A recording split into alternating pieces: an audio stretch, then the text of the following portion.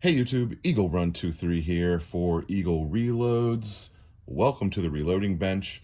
We're actually not on our reloading bench today, we're on our normal workbench. But I've got a little unboxing here for you and a big piece of news. So first we'll start with the news. As of last night, the Eagle Reloads channel is monetized. I'm shocked that they approved that. Not because I feel like I do anything sketchy, it's just because we've had so much trouble with demonetization over on the main channel, and I just assumed that it would not work here. So we're gonna try to give it a go. Most of the videos won't be monetized, but some of the other videos that are more general in nature, I think that's kind of where we'll focus on. And again, guys, the only reason that we do that is just so that we can pour more into the content and keep things growing. If we were just dependent upon me as a hobbyist, we wouldn't be able to go quite as quickly, and the videos would just be less frequent. So if you like what we're doing here, make sure you're subscribed.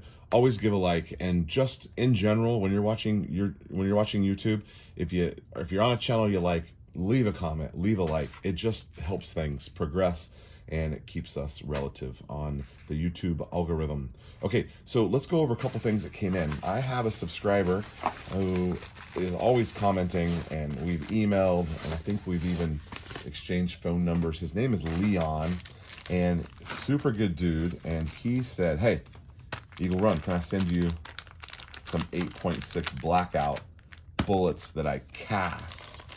So these are some 338s. We're gonna dive into these deeper, but let's just take a quick look at them.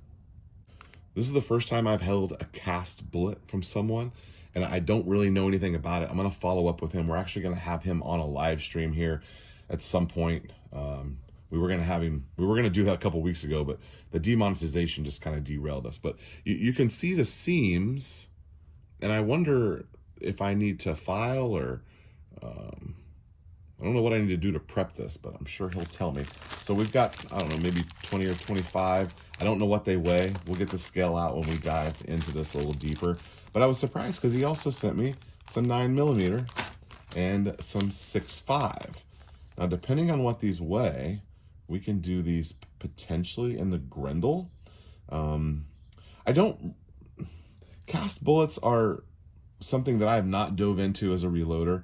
I don't know anything about it. I don't know his recipe for the metal alloy here. They feel, I'm gonna say in general, a little bit light, but I don't have a ton to compare that to. So they seem a little light, but this might be great for the Grendel. It might be too light for the Creedmoor. We don't wanna hit like Mach 20 with Creedmoor. So yeah, and then other bullets that came in, and these came in actually quite a while ago, but it was right when we got in trouble on YouTube. And so this is from Backcountry Bullets, and these are also an 8.6 338, and they're I guess they turn these, they're a solid monolithic bullet, and they have a huge fat, look at that. So these took a little while to come in. I don't know if they just make them in batches or what, but again, I don't know what they weigh. We're gonna have to dive into these. The 8.6 is exclusively going to be a hunting gun. But I do want to shoot it a lot. So that makes bullets expensive, and cost of bullets makes those kind of look appealing. But maybe I could just buy, I don't know. We'll test those later and figure some stuff out. But I think these are 225 grain if I recall. But we'll weigh them up and develop a load for them. Have a good time with that. That'll be a future video. Never had a neck turner, and now we do. I know this is not the best, but I don't really anticipate doing a ton of neck turning. So I just went with like $150 option here from Hornady, and then I don't think it came with the 338 mandrel, although some people's kits seem to have it in there.